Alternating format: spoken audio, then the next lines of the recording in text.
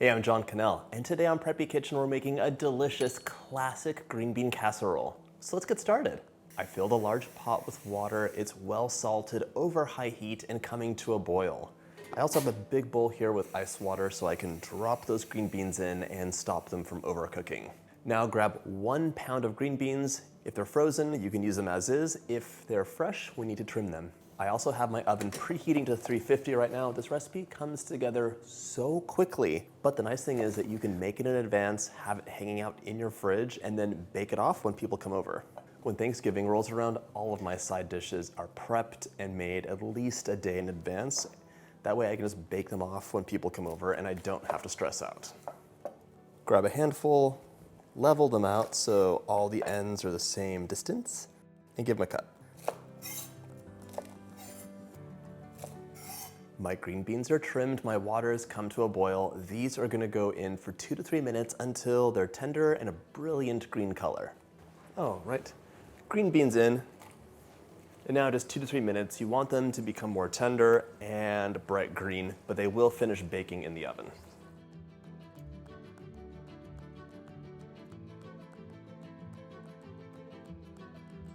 Once they're bright green, and you can go ahead and give these a little taste test to see if they're tender, straight into an ice bath. You do not want these to overcook. They'll lose their color and become like soggy.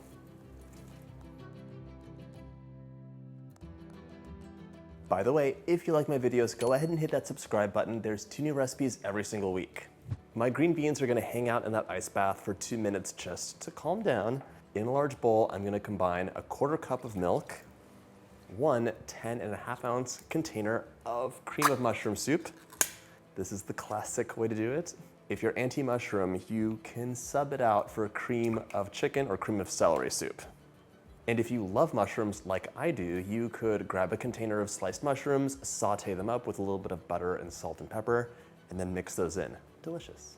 I'm also adding a 1/4 teaspoon of salt and 3/4 of a teaspoon of black pepper. Stir this together. That's all done. We can drain our green beans and we're gonna pop those right in.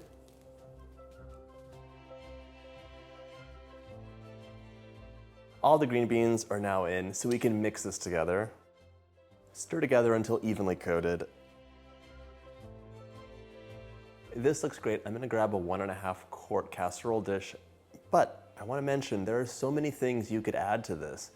Sprinkling of fresh herbs, like some sage or thyme would be lovely. You could add some cheese in here for added richness, like a cup of pepper jack, cheddar, fontina, really it's up to you. Or sprinkle cheese on top. And in my house, when we make this, I love adding about 1/2 cup of sliced toasted almonds. You could also use walnuts though. Transfer your coated green beans to your casserole dish and then just give this a nice tamp down so it's even. This is one of the easiest recipes you could make, and I want to point out you could double, triple, quadruple it so easily. You could make 1 or 2 to serve now and 1 or 2 to freeze for later. It's really a very forgiving recipe.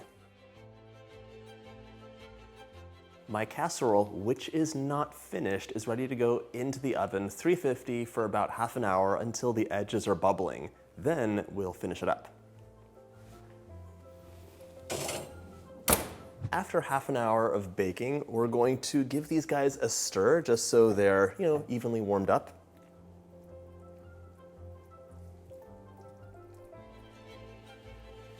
And of course, we are gonna top with about 3/4 of a cup of crispy fried onions. How else could you enjoy this without the onions? Classic. This green bean casserole will last for up to 5 days in the fridge, although it will not last that long because you'll be eating it quickly. You could also make it in advance, freeze it without the topping, then allow it to thaw, and then add the topping and bake. Once topped, you'll continue baking for about 5 more minutes or until the onions are nice and brown. And just like that, your green bean casserole is ready to enjoy.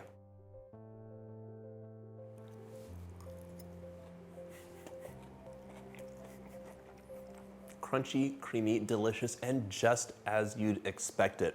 I hope you get a chance to make this classic side dish, and if you like my videos, go ahead and hit that subscribe button and check out my side dish playlist.